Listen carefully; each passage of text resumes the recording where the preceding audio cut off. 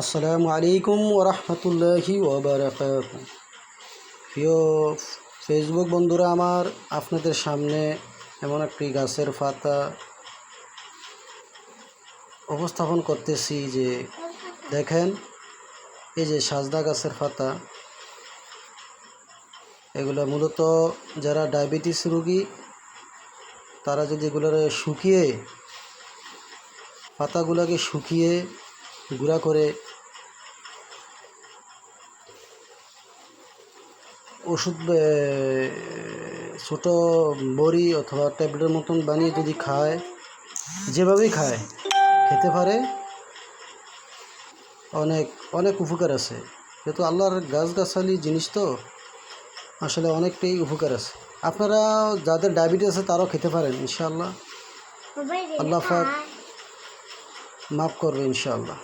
যাদের ডায়াবেটিস আছে তারাও খেতে পারেন।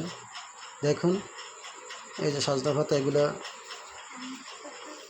শুকিয়ে আপনারা খেতে পারেন।